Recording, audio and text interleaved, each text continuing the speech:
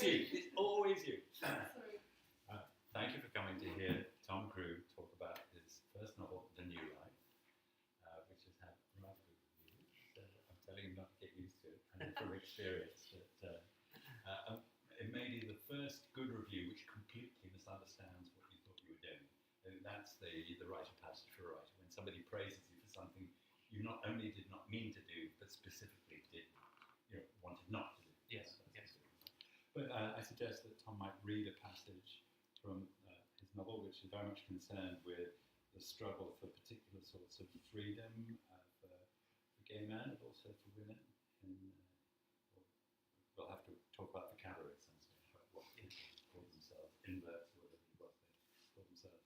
And I've been allowed to choose the passage. I've been allowed to put in a request. And how did you describe the passage? What was the phrase you used? Snog in the fog. Which, when the Times reviewed the book, they had the subheading "Tweedy transgression and frottage on the tube." Wow! Yeah. Which wasn't great. Wasn't great. I would. Would you go for that? Yeah. Actually, You got me with Tweedy. Really. The word tweed is mentioned once in the multiple reviews. Use the word tweed. Tweed is mentioned once in the whole book. Already the man has agreement. Furious. This furious. is the easy part of your life. Yes. It's the first novel Yes. surge. Enjoy. Yes. So I'm just going to read. It's fairly far into the book. It's about more than halfway through the book. And basically, all you need to know is that John, who is one of the main characters, has been he's been musing on life and the complexities of his life, and he's been standing at the window looking outside at the fog. And the fog, the London fog, so the book's set in 1894, and the London fog only features in 2 chapters. So I hope it's not too much of a cliche, but it has descended on London, and he is standing by the window looking out. And I'll just start from there. There was a knock at the front door. Though it might as easily have come from inside, he could see no one, nothing at all. The yellow-brown curtain had not swayed. It had not parted even a chink. The knock came again, like the knocking of a ghost, and John heard footsteps in the hall and the door being opened. A moment later, Susan came into the room. "It's Mr. Fever, sir. He wants to speak with you." Frank was standing on the step. The fog rose behind him, gripping at his shoulders and stroking the brim of his hat. It crept in past his arms and reached round his legs. There was moisture in his moustache. Watching Susan move away to the stairs, John closed the inner door behind him. "What is it? However did you find your way back?" "Never mind. Come out here. Don't trouble about your coat." He held out his hand. "What are you doing? Take it. No one can see." Which was surely true. He took it. They walked down the steps, holding hands like boys. The fog did not move. It had to be entered into with every step, sealing round their heads. It had its familiar yellow taste.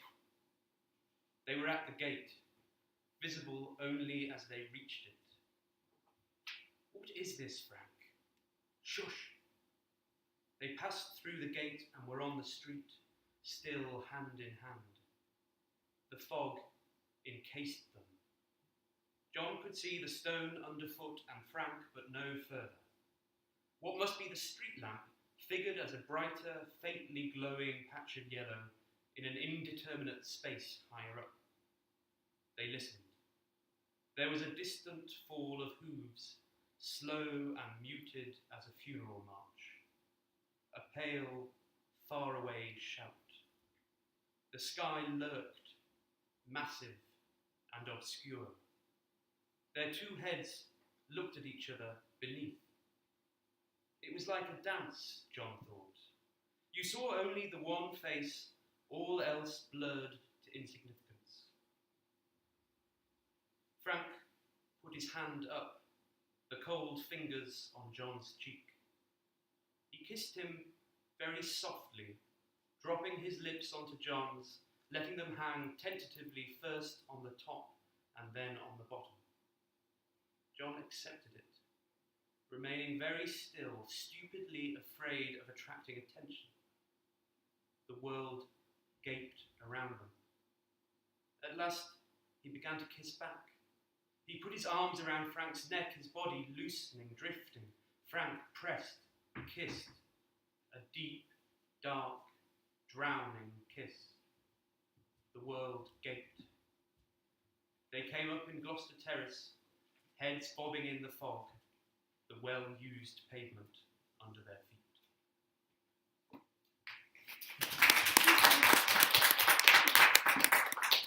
That's a moment of muffled, hidden public freedom in a book which is full of little exemptions and large refusals of permission. So Frank ends up living in a household in a sort of threatening respectability by being taken on as if he was a servant inside a married man's respectable household.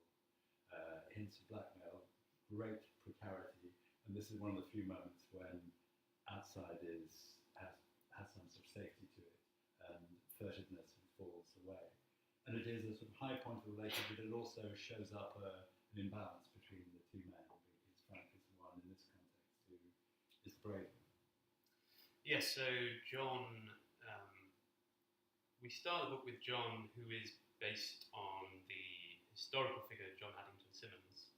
So he is a gay man in 1894 who has spent the previous 20 years trying to come to terms with his sexuality, and has begun to sort of feel the limitations and feel all the limitations and frustrations of his life as a married man.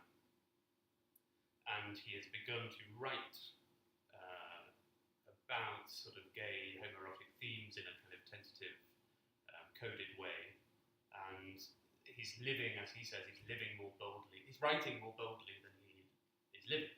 And one day he meets Frank, or Frank, again in this case, Frank takes the initiative. Frank is a much younger working class figure who sees John watching the swimmers at the Serpentine one morning and approaches him and sort of begins John's sort of sexual awakening, which goes hand in hand with his intellectual awakening. So as he becomes bolder as a proponent of what we would now call gay rights over the course of the novel, he's also involved in this deepening love affair or romance with Frank.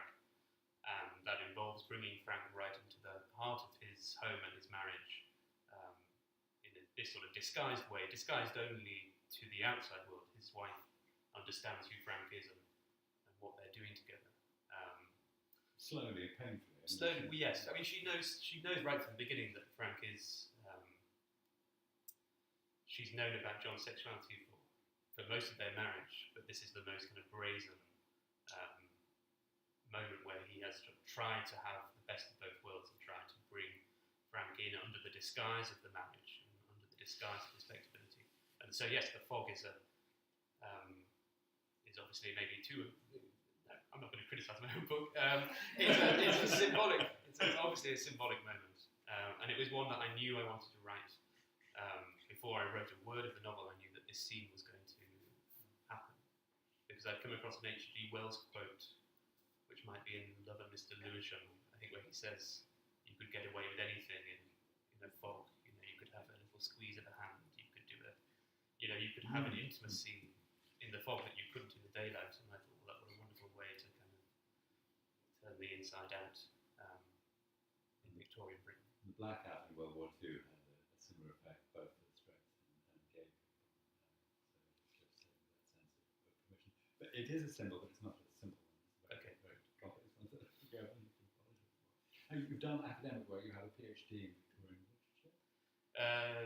History, late 19th century British history. But does the fiction emerge from that, or was it always the fiction that led your interest in history? So my PhD was late 19th century British politics. And it was fairly straight-laced British politics, Lord Salisbury, and you can't get more straight-laced than Lord Salisbury. And so no, this history was completely unknown to me, though I did come across it when I was doing my PhD, but just by chance, because I happened to read Richard Ellman's biography of Oscar Wilde and came across Addington Symonds, I think just in passing, and I followed a footnote and bought which I think is no longer, as of about 2 months ago, was the only biography of him that had ever been written since the 19th century, which I snapped up, and I was just so absorbed by this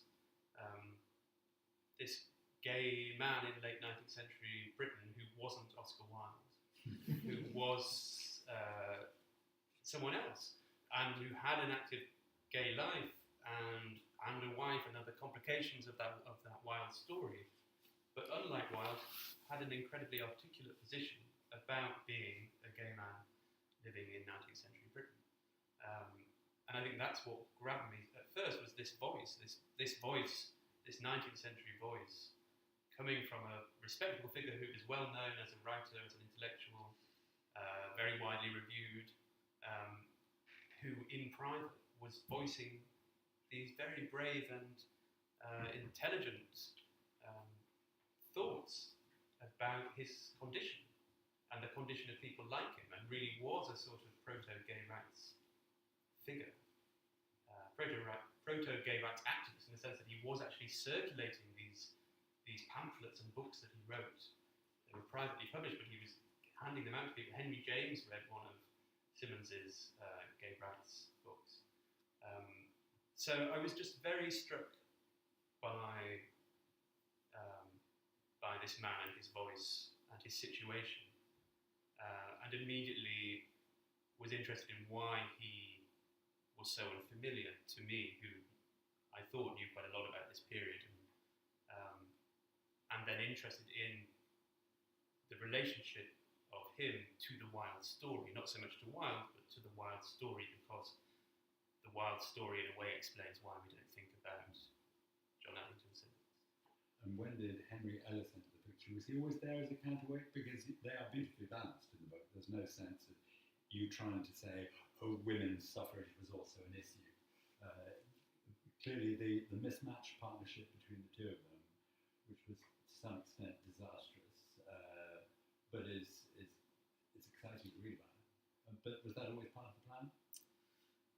No, so I'll, if there are gaps here for anyone who's listening, I'll fill it in the course of my answer.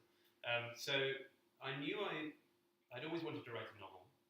So even when I was doing my PhD, I knew I didn't want to be an academic, and I knew I wanted to write fiction, and that was something that had been an ambition for a very long time. So I was looking around for my novel. What's my novel going to be about? And as I say, I came across Symonds quite by accident, but something about this figure caught my imagination. I thought, well, what if I tried to write a novel about him, or about someone like him, someone who shares that set of characteristics? If I could explore that situation, and what if I try and see what we see if we push Oscar Wilde off centre stage? So we see the Oscar Wilde trial and the scandal as informing other people's lives, and as possibly derailing the kind of proto-gay rights moment that Symonds represents. How could I dramatise that? How could I explore that situation? So I was writing short stories, and I tried to write a short story about, there's an apocryphal story that all the gay men in London jumped on the boat and went to France on the night Oscar Wilde was sentenced. And I thought, well, it would be great, they're all shagging on the boat. And, so I tried to write that as a kind of comedy, which probably Adam would have done better than me. So I was but that's no shade. So I was trying to figure out a way into this moment, which saw Wilde here and saw what was left over here. And so the figure of Symonds was there, and I was wondering about him, and then suddenly I had a kind of eureka moment when I remembered something which hadn't seemed very important to me when I was reading Simmons's biography, which was that shortly before he died, he got in touch with this younger, progressive intellectual, Havelock Ellis, who became very famous in the 20th century but was still a sort of struggling writer in the late 1880s. He'd got in touch with him because Ellis was editing a sort of science series, a popular science series. And Simmons had got in touch with him and said, oh, well, actually, I'm sort of interested in writing about the issue of homosexuality. And from there, they developed a correspondence, and they had eventually got to the point where they had agreed to write a book together about homosexuality, which Ellis sort of ruefully said later was never his intention at all, and he hadn't really meant to, and he'd sort of been persuaded into it. But that's what they'd ended up doing, and they had got as far as to basically write the book without ever meeting. Simmons actually lived in Davos. He sort of popularised Davos as a ski resort because he went there for his health. And he and Ellis never met, but they went back and forth with their letters and they wrote this book together. But then Simmons died before it was published, and then Ellis took years to publish it because of the Wilde trial and so forth. And I remember this story, which in itself didn't seem so thrilling, but what I saw was a mirroring. I saw that you had the figure of Simmons, who was a married man with 4 children, married to a woman we assume was straight, a straight woman, married to a gay man over here. And then he was in league with this man Ellis, who had an academic interest in sex anyway, but was also married to a lesbian, and knew that he was married to a lesbian, and the fact that he was married to a lesbian informed his interest in homosexuality. So it was when I saw the mirroring of these two couples, the fact that they were inversions of each other, and the word that they were using to describe homosexuality was inversion. So it just seemed, it just was a tight little symbol, and it suddenly gave me the structure for my novel, or a way of thinking about it. It gave me a focus for all this stuff, all this kind of loose sentiment and intellectual intrigue, and it just humanised it and personalised it in these two couples. And then what happened from there was, how do you manage the relationship, not just between the two men who are going to write this book together, but what are they doing, what's happening around them, what's happening in the marriages, and do we really think of this as a story of 2 marriages rather than 2 men?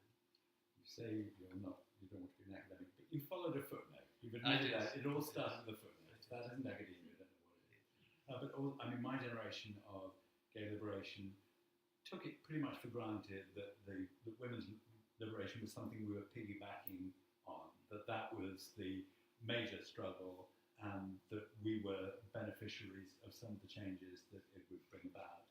Is that your feeling? Because now those struggles are normally seen very much separately. Was it an effort to think in the time when 2 such different men with such different life choices could imagine collaborating and could actually do it?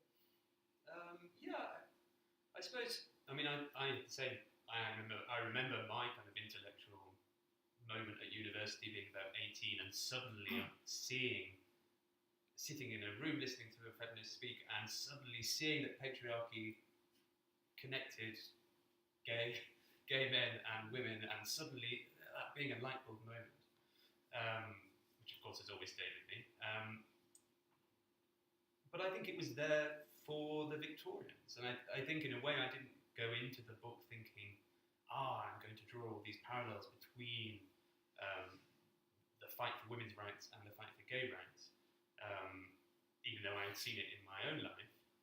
I think the Victorians thought that way too. They too could see the connections. You know, it's not a coincidence that the people who were involved in what we can call the gay rights, Britain's first gay rights movement, maybe in the 1890s, it's not a coincidence that most of them were also feminists, or friends with feminists, or that they were also socialists. I mean, these 3 movements are mingling at the same time, And of course, they also touch on other things like aestheticism and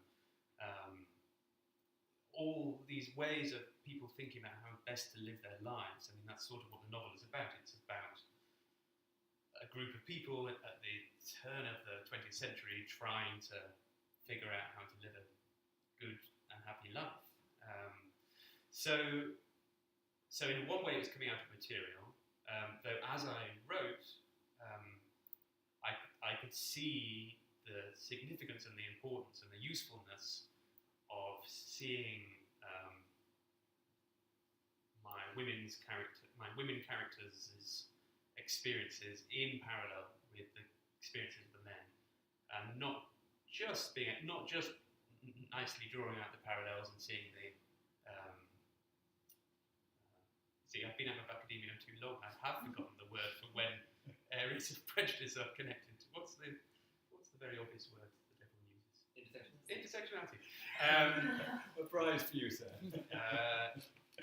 So it wasn't just as simple as seeing intersectionality in a Victorian setting, but also seeing the limits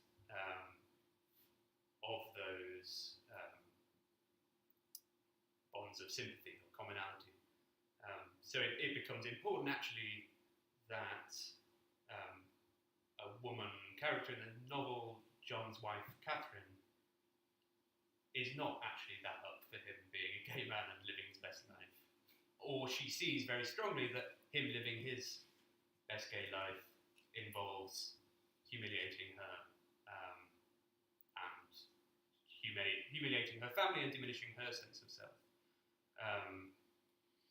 And that actually became a recurring interest for me all the way through the novel. How do I actually unsettle contemporary readers? You know, I want a contemporary reader to be reading the novel with a sense of discomfort some of the time. That actually, and that's particularly expressed in the character of John, because he is a gay man trying to break out of the closet in 1894, and it would be easy for us all to sympathise very strongly and naturally with that position, I hope. But actually, as the novel goes on, I want readers to feel like actually they would rather maybe he didn't do that, maybe he went back into the closet, because they can see the damage that his behaviour does to other characters in the novel, including the women in his life. And I think that's very important because it actually evokes the cruelty of the society. If we didn't feel that these people were fucked up, if it was easy to choose a hero that we could pat on the back and say, well done, you, we would misunderstand the society, which actually, in some way, emotionally crippled these people. You've said enough to make it clear that Oscar Wilde is more or less the anti-hero or the villain of the piece. Were you ever under his spell? Have you gradually thrown off the shackles of seeing him as a martyr and a prophet and so forth, an admirable figure, because he is presented as a destructive narcissist who insisted on his own downfall, and that's, you know, anybody who insists on being taken to court is not, or who initiates the proceedings is not necessarily making sensible choices. No. But I mean, he's off stage, but he is more or less the villain of the piece. So is that going too far? No, I mean, that's one of the... So I said earlier that one of the things I was interested in doing was having Wilde off stage, but seeing how his behaviour, how his downfall affected other people. And the thing that really struck me in my early reading when I first was getting the ideas for this book was the fact that there were these kind of noble people over here who were like Simmons, who were really trying to intellectualise this problem, this issue of homosexuality. What do we do about it? Let's write about it. Let's try and get people to look at it differently. Let's change the law and society. And Wilde, who actually, you know, though there is homoeroticism in his work, was not doing any of those things. Was not being overt. Was not becoming a campaigner. Was not thinking how do we change the law. Was just leading a happy gay life of a kind of quite squalid kind, but was not doing any of those things. But his behaviour over here ends up wiping out everything that's happening over here. So right from the beginning, he was, in that sense, the villain, because it was his. I wanted to show how his downfall destroyed this happy, optimistic moment over here, and maybe it helped that I've never really been under Wilde's spell. There's still lots of things I haven't read, and maybe that allowed me to see him outside of the work and feel less. I was less enamoured of him and less absorbed, less invested personally in him as an influence or a character. And do you think that the force of reaction would have been very differently configured without that flashpoint? That if the trials had not happened, those force of reaction would still have existed, but they would have, in your counterfactual 19th century, in which Wilde decides it's not important to feast with panthers and it's quite nice to have breakfast with your wife, then you think Symonds would have, his boldness might have been more effective?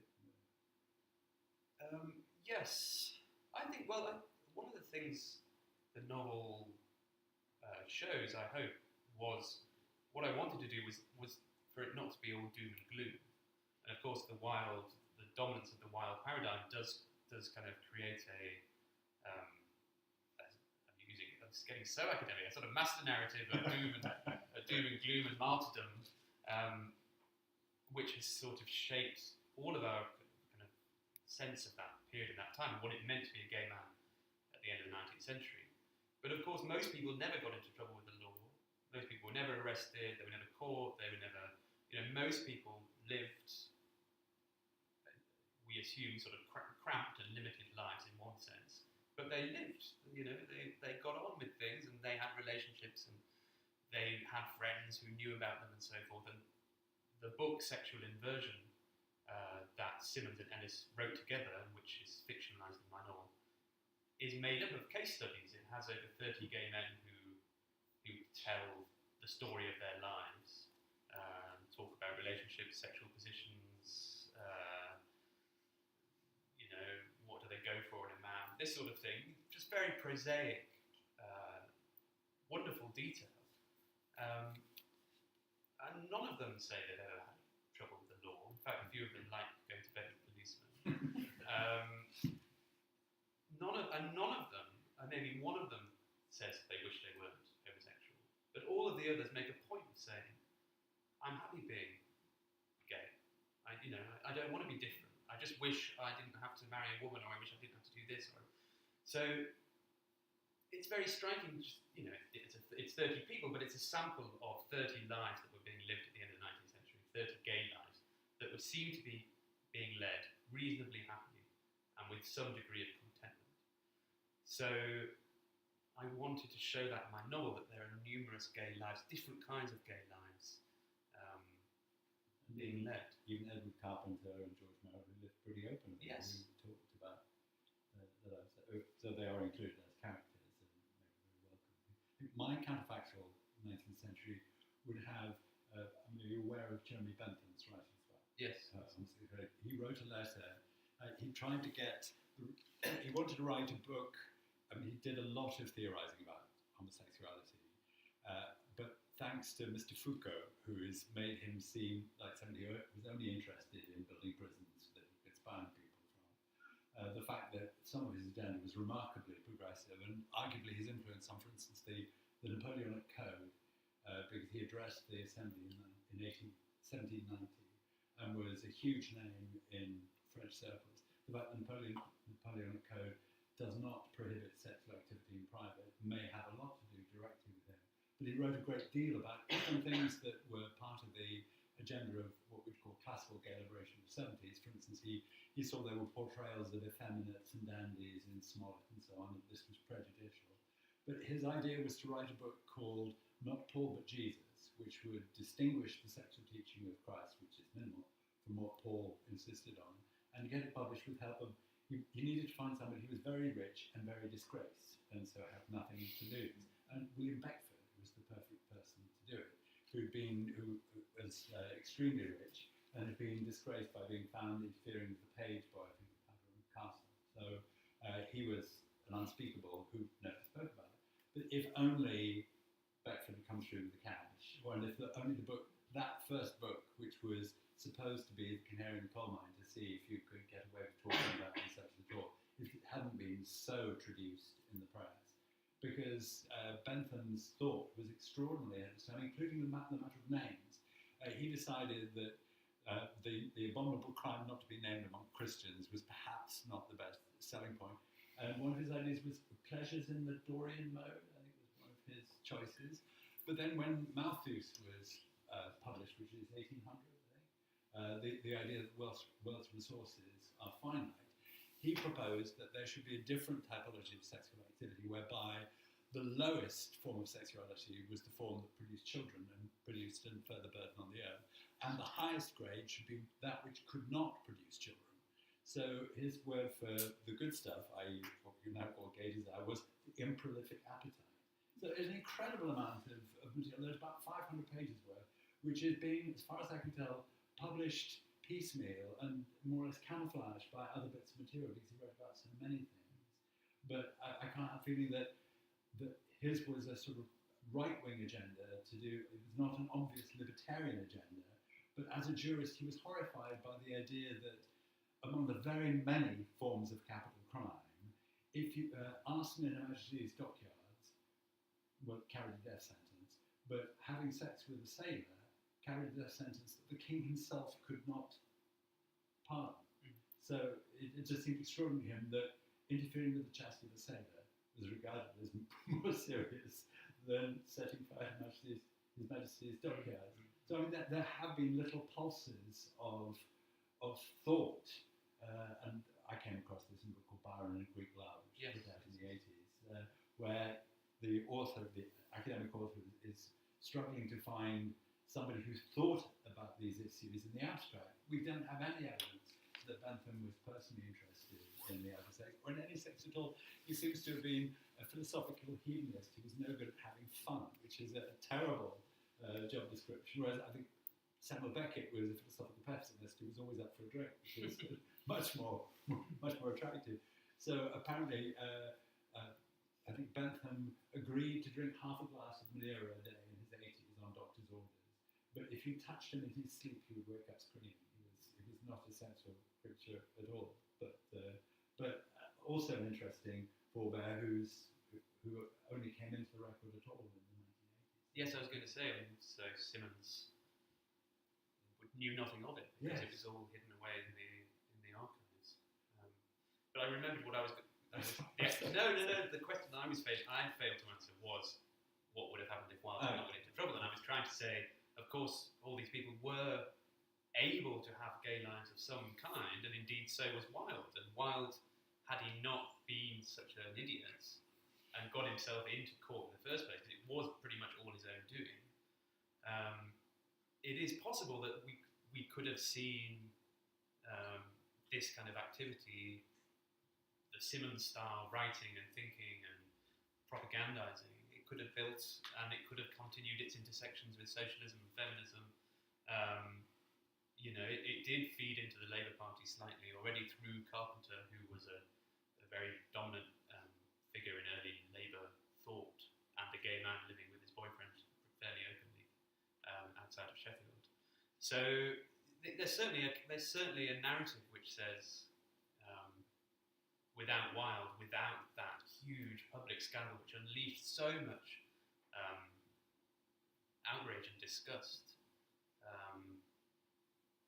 could there have been a sort of liberal, in the sense of the capital L liberal moment where this issue sort of gets talked up as a legal reform and sort of passed? But I think it's fairly utopian. I'm not quite sure. But I think I've heard you saying that you think it was in some ways easier to be a gay man in the 19th century than it is now. Do you think that's... Well, maybe not now. I wonder whether it might have been easier to be gay in the 1890s than in the 1980s. Just because you could go under the radar, I think, to quite a large extent. And of course, what happens in the after gay liberation or after gay legalisation after '67, which is only England and Wales. It's not legalised in Scotland until 1980, Northern Ireland until 1982, Ireland until 1993. I think what happens after legalisation is, of course, you have a new visibility, which allows a sort of a reaction against that visibility. It gives a vocabulary an intensified and expanded, more audible vocabulary of prejudice and denunciation. And so I think it might have been, and of course, hand in hand with that, maybe gay lifestyles become more assertive and more open, which is of course great, but it means you invite disapprobation from the public and from the press and whatever. So I do think in the 80s, maybe even in leaving aside AIDS, I think it might have been harder to be a gay person living a gay lifestyle than in the 1890s. Certainly in 1967, with the passage of the Act, prosecutions went up. Yes. And long before any confidence or assertiveness from the newly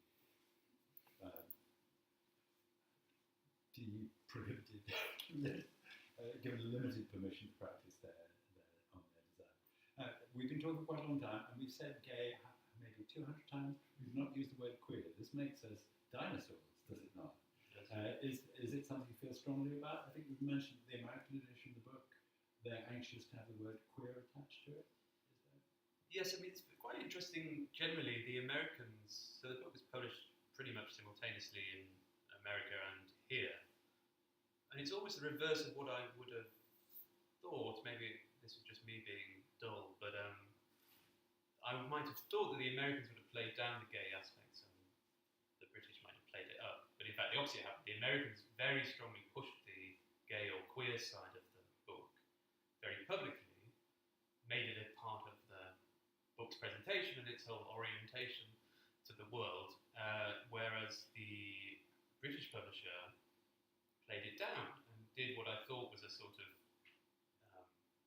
Hollinghurst strategy, Hollinghurst in the 90s, or which is keeping everything very vague on the blurb and making it much more about the marriages, and which of course suits me in some ways, which I can only think is the case because in America they can afford to just go strongly for the liberal market and write off huge swathes of the population and still get a hit. Whereas in Britain you've got to try and go for a wishy-washy middle ground. That's my theory. But yes, so and that means that the Americans have been very strong with the word queer, but they didn't like the word homosexual, which I don't in fact usually use in the singular because it's not really necessary. It's a bit old-fashioned if we were talking here, but homosexuality as a word to describe a category of behaviour, and that seems fundamental and very necessary and very useful.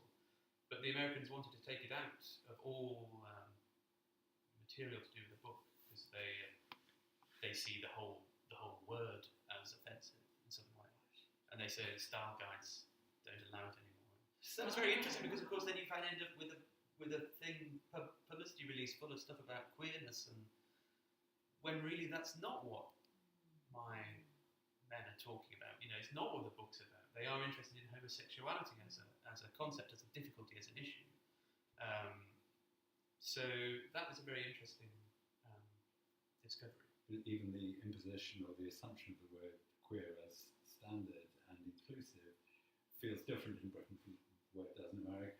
If you were saying in America, I've got a new radical discourse, it's called fagging, where let's fag the discourse, people would be horrified and say that word's roots in hatred of far too deep. You can't just repurpose it. Well, that's what we did with queer from our point of view, because fag means very little in this country. I mean, to some extent it's been eroticised relatively recently, but queer was always the word, and it still gives a lot of people a jolt of the hatred with which it was used, and to be invited or required, or it's assumed that you should refer to yourself in that way, does seem not what we should be about, but particularly if, is it right that in the latest census, of the 1.5 million people who did not identify as heterosexual, 15,000 identified as queer.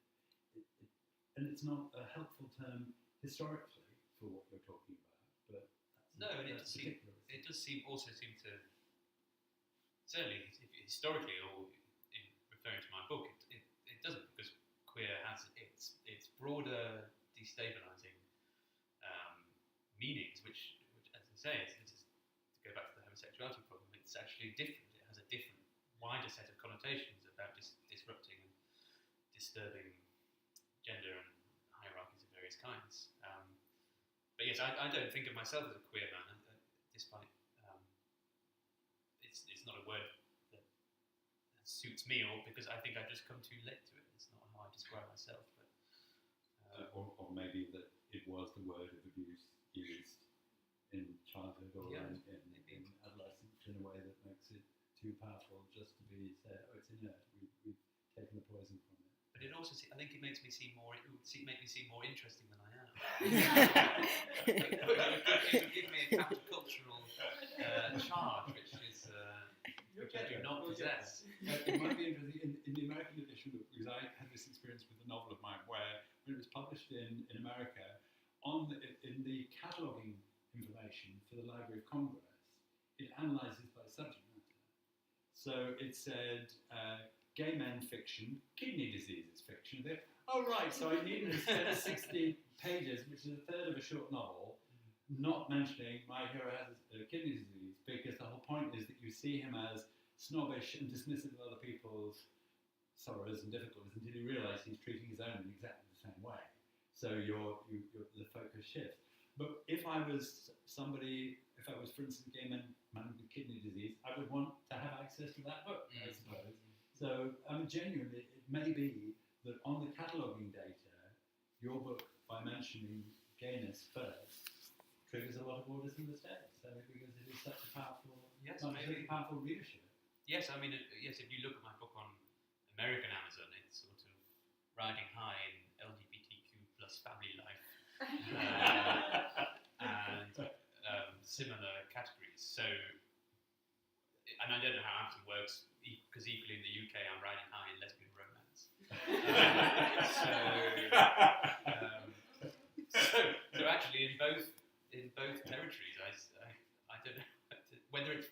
I assume I'm in other categories too, but the higher you are in the niche ones, that's what comes up. So yes, I do worry sometimes if someone was just scrolling down, it's going to put people off. But that's a whole different question about whether one wants to be categorised as writing a gay novel. It was always the question asked when bookshops were where you got books and there were no other obvious means of doing it. Do you want to be in the gay section or do you want to be in the alphabetical run? Well, I think what's interesting now is certainly when I was visiting bookshops at the tail end of last year, handing out proofs as they now make you do. So many of the booksellers would say, "Oh, it's so great you're here. It's this wonderful. Gay books are so popular now. Queer books are so popular now, and we just got so many queer customers coming in." And I would sort of be pleased because they seem to be very pleased. But of course, again, this older part of me was thinking, but I don't want just to be hot pick for the queer customers, and I don't want you just to think immediately it's a gay book. But I could see that something had changed, and that actually, in the Heartstopper epoch, they weren't really seeing it as a limitation. They were seeing it as a draw. They were seeing it as a big factor in the book's potential appeal. And for them, it wasn't a narrowing. It was an opening up. It was saying, "Oh, this is so hot right now," sort of thing. So I felt like I had this sort of retrograde reaction when really I should have been absolutely embracing the moment. But of course, I sort of still don't really want. I would rather it was just a novel. There's definitely been a shift when the second of Anna Holliker's novel, The Folding Star, was on the Book Prize shortlist. Germaine Greer said on television that if it had been a straight man having sex with a pupil, it would be unpublishable. But because it was a gay man having sex with people, it was okay. Because after so long of a blanket condemnation of everything gay people did, there was now a deep unwillingness to criticise any form of gay action. And part of the motivation of a nice little novel of mine called Box Hill is to present you with such unpleasant behaviour that is more or less begging you to disapprove. And the fact that the narrator has, lives with his parents most of the time and they have a perfect marriage, it's supposed to be to test your tolerance. And I would much rather people, I was told that judges on a jury said, I think it's disgusting, it's horrible. That's fine to say, because I take that risk. And indeed, to say, I'm sorry, these gay people just seem to me perfectly horrible, seems to be not necessarily a prejudicial statement, because statistically it's likely that some gay people are pretty horrible. But there's this strange amnesty which I don't trust, and isn't, in fact, a sign of deep reading. And you, to some extent, you play with that, with the idea that the nice gay man who's trying to overcome his society's oppressions cannot also be the oppressor of his wife. Yes, exactly. It's that thing about wanting to give the reader the discomfort, to feel actually their instinct to pull away from for the novel to make them pull away from their kind of liberal 21st century instincts. And it's true that I was going to say that I developed a very bad habit of looking at my Goodreads reviews, and it's so clear that people, a significant proportion of readers, actually find that aspect of it very hard, and really don't like the fact that it isn't a feel-good narrative, and that it doesn't. And in some ways, it's also the case that maybe in a less kind of ingenuous way, some people in publishing, when the book was being sold to publishers, wanted there to be wanted the stakes to be higher at the end. It wasn't enough to I don't want to give anything away, but it wasn't enough for the characters to be embroiled in legal and social difficulty in terms of condemnation in a kind of peripheral way. They wanted to have the big moment where you put the gay man in the box and make him fight for his life, sort of thing. So I think there is that sense that people want to be made to feel good. They want that.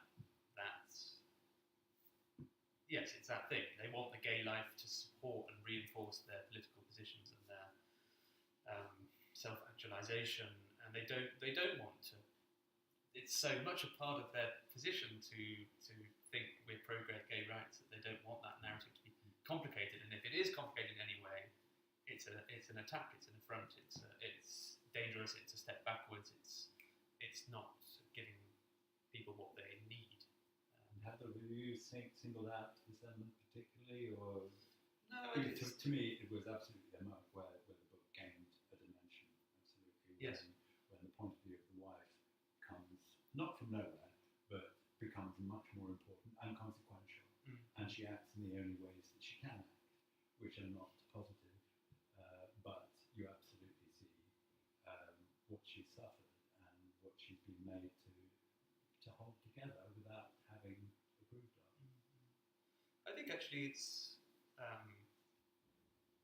been very lucky with my reviews, or very grateful for the reviews, but they've often been written by gay men, and I think the book has been made to seem more gay possibly than it is, or at least that it's been made to seem, again, still part of this forward movement to the present, which is not really how I thought about it. It's not really what I wanted to show. I really wanted to show something specific, and I accept that the book's going to have resonances, and in other moments I might say yes, it's all about the future. We all hope for the future, and it's very contemporary in that sense. But I do think some of the reviews have, people have said things like, "Oh, it's a meaningful tribute," and of course, I hope it is a meaningful tribute. But it's not. But that's not aesthetically what I wanted to do. It's not what the novel is meant to be doing. And the tribute is unqualified. Exactly, and it's not meant to be an endorsement. It's meant to take a slice of life and bring it up to the microscope. It's not meant to say to swing the telescope over here and say hello 2022 to mix my metaphors. Telescope, microscope. Yeah, it's perhaps we'd like to have questions, if people have questions. Is this a room full of Victorianists by any chance? I wondered, after you. I was just going to say it'd be interesting to hear you talk a bit because I'm sure you wrote a lot of words as part of your PhD, and then a novel would be a very different kind of writing. And maybe how you found that shift from a kind of writing in an academic sense to writing in a more creative way. Yes, another thing was that when I was writing the novel, I'm an editor at the London Review of Books, and I was also writing a lot for the LRB, so I was writing a lot of non-fiction alongside my fiction. And this is probably going to be another bad metaphor, but I often think of writing non-fiction or writing a PhD or an essay for the LRB as it's sort of like skiing, and you this is how I imagine it, and you probably not how people ski. you peg out the route down the mountain, and it's that's probably not how people ski. But anyway, I basically imagine it. I'm walking is fine. I imagine the sort of path being staked out down a slope, and the stakes are your facts, your quotes, your bits of information and argument, and yes, then the difficulty is to sort of get down the mountain in one piece, but you are helped by the path you try to lay out for yourself with a plan, with structure, and it's actually very helpful to have a big quote or a nice stat, and it helps you get through. And sometimes you can be feeling not particularly inspired, but you can sort of get there. Whereas a novel, you don't have that. You don't have any of those supports. You don't have the things you can plan down. You're going for skydiving? It's like splashing around. It's like splashing around in a big sea. And you're looking. This is getting really elaborate. And you're splashing around, and you're looking for land somewhere. Land probably being the end of the chapter or the end of the novel or something. It's much more unsupported. The writer Andrew Hagen said to me once, writing a novel, it's exhausting. You're sending a bucket down in your imagination every day, and you just keep sending it down, and you've got to pull back up and see what's there. And there's something in that. I definitely found. I remember saying writing a novel is much more intellectually challenging than writing a PhD because of that fact. Because you're so on your own. And what maybe I hope this gets easier. It doesn't at the moment feel like it's getting any easier. What takes a long time is to actually get the sense of the novel in your head, to feel that what you're building is a novel.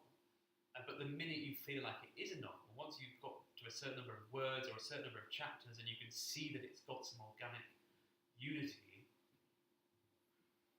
the problem then is, well, does it work as a novel? So it's a novel, but is it a good novel? And then you have to do a kind of retrospective thing and think, well, is the pacing right? Are the characters developing in the right way?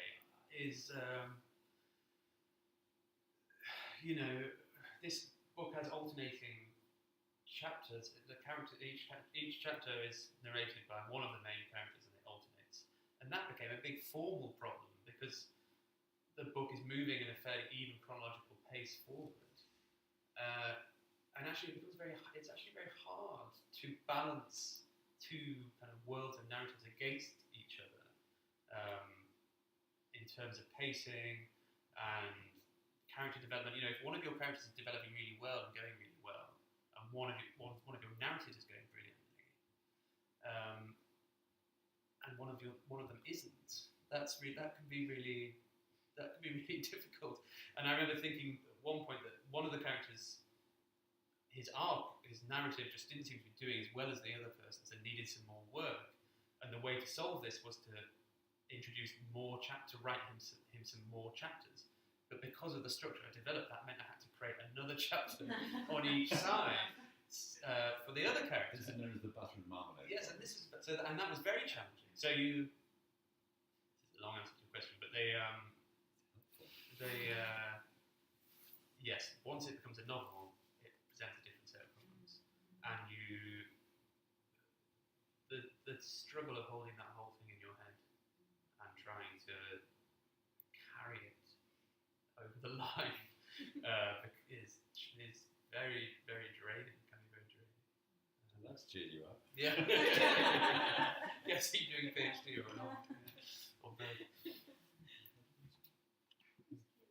What's your opinion of Elman? Because Elman's biography is controversial because he wrote it at the end of his life and there's lots of errors in it, but it's still a staple in Wilde scholarship. And it's got some very novelistic passages, like the death of Wilde. That deathbed scene, Robbie Ross, is absolutely extraordinary.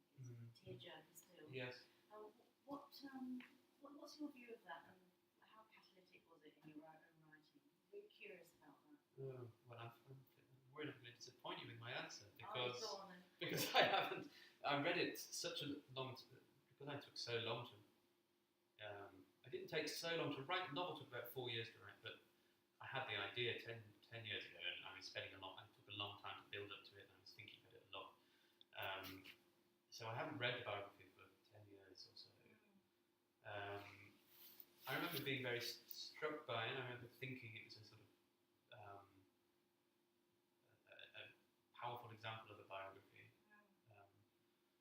of how a biography could work. But I'm sorry, but I can't answer your question because I don't remember enough about it. I do think Neil Bartlett, the novelist and theatre impresario and lots of other things, wrote a very good book about Oscar Wilde. Probably published not that fairly similar period, maybe the late 80s. Who was that man? A Present for Oscar Wilde, which is a very good sort of probably an early example of a biblio memoir, which interweaves his personal experience as a gay man in London in the 80s with a very intelligent reflection on Wilde's position and on Wilde's relationship with that broader gay culture, and actually arrives at a similarly negative view of Wilde that the characters in this novel express, seeing him really as a bit of a letdown for the cause or something, not letting him, get the kind of martyr's crown completely, and that's a very intelligent, again, using fictional techniques, which I did find very useful. There's that play of Tom Stoppard's The Invention of Love, where I felt he made a mistake that you don't make by bringing Wilde on stage towards the end, and you can't resist the paradoxes, and somehow the much more interesting, much more withheld paradoxes of emotion within A. Houseman are somewhat as if you can't resist the glitter. And it would have been much better to have, I felt, Oscar Wilde as a sort of dark star orbiting round Houseman, rather than have them more or less alternating speeches, which they do towards the end, in which Oscar Wilde will always win. Yes. No, I didn't want to embarrass myself by trying to do Wilde. Was the question you had? Yeah, I was just interested, when you've got a story that you are following a narrative of a true story, is that thing where you give yourself license to kind of go off piece with it, to kind of, it's that thing of, like Hilary Mantel said about her memoir. She said, she talked about writing historical fiction, actually. She talked about, she mentioned it in her memoir, about how she would allow herself to imagine what somebody thought, but she wouldn't change the colour of the wallpaper type thing. So just kind of interested in how much of the framework you used and how much you allowed yourself to kind of let the walls go a bit sort of soggy when you wanted to. Yes, I don't at all subscribe to Hilary Mantel's view, or I might have done if I was interested in writing a different kind of novel. If I wanted to do Thomas Cromwell at the court, maybe I would have felt differently. But I knew right from the start, because of this interest, I had this interest in this hinge moment where the Wilde trial blows out the water, this optimistic, progressive, pro-gay rights moment. wanted to dramatise that. I could see that the figure of Simmons was incredibly useful for thinking that moment through, but Simmons very unhelpfully died in 1893. So I immediately thought, well, I'm going to have to change it. It's not going to be Simmons. And I was encouraged by a piece Adam had written about 15 years ago, where he'd said, it's actually very useful for a novelist writing historical fiction-based or inspired by true lives to seal themselves off from exposure or criticism by changing the names, even if it's only slightly. You free yourself from the kind of Wikipedia trap. So right from the beginning, I thought, I'm going to have a Simmons figure that lives to see the Oscar Wilde moment. Because that's what I was interested in. I was interested in a sort of counterfactual. What if Simmons had lived? What would this person who was getting bolder and bolder and more candid and who was embarrassing his friends and worrying his friends and family by being so forthright, what would he have done when faced by the Wilde trial, by that reaction that seemed to derail everything he was doing, but also by the behaviour of Wilde, the fact that Wilde stands up in that courtroom and says, I'm not a gay man. I'm not. They say, did you put your hands in this man's trousers? Did you take him here? Did you take him there? And he says, no, never, stop making things up. So what would this principled, idealistic gay man, how would he have responded? And because that was what that's what I wanted to dramatise and show, I was, right from the very beginning, knew I was very comfortable just taking off from the historical record. And the book got a very good review in England, very nice, very good in the sense of being very interesting. It was also very nice. Review in the New Yorker, where I thought the writer made a very good point, because I felt satisfied that he'd seen what I thought I was doing, which is he said, rather Tom Crewe departs from the historical record, but not to make things simpler for his characters or to give them a happy ending, but actually to make things more complicated, to put them through a difficulty, a situation of complexity and moral stress that the historical figures never had to. And that's what I did want to do. I wanted to imagine how hard it would have been if things had been different. And I feel comfortable with that because I think that's a good way of kind of stress testing history. You start with a set of given assumptions. I didn't warp the society. I didn't falsify what I believe that society to have been at that time. That's all true.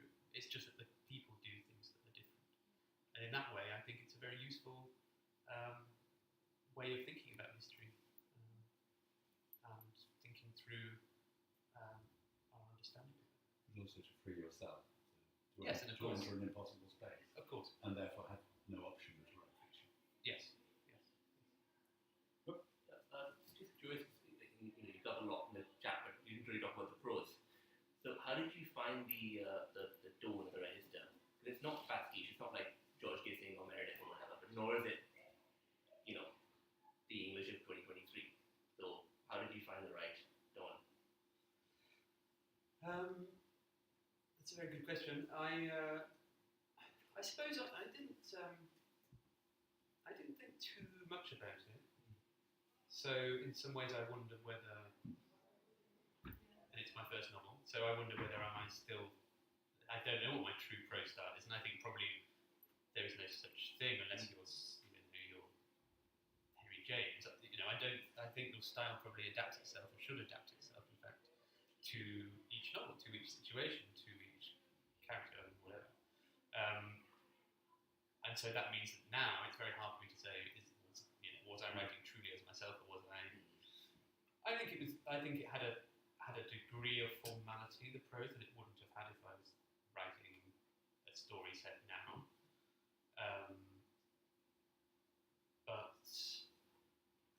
I was careful about word. I tried not to use words or concepts that weren't around at the time. But I also wasn't fetishistic about that. I didn't mind saying like rather than such as. I didn't mind. Barbarian. I never wanted to write a novel that was a pastiche. I didn't want to write a novel that was pretending to be a Victorian novel. I wasn't interested in that at all. So at that point, I didn't mind at all a level of anachronism in the prose. but I was also very, if I think of the writers I was most kind of influences, maybe the wrong word, but most encouraged or vitalised by when I was writing, they were James, they were Dickens, it was Elizabeth Bowen, it was Sybil Bedford, it was V.S. Pritchard, it was Henry Green, and all these people have a kind of stylistic formality, but also adventurousness, I think, which I responded to and gave me wings, as it were. So I didn't think I was trying to do a 19th century prose, but it does have a level of formality, which might just be how I write. Maybe it's not. Maybe. I think we should leave it there. But copies of Tom Crewe's lesbian novel and indeed tribute to gay pioneers are available bound in a single book, which is a remarkable feat of Yes. technology.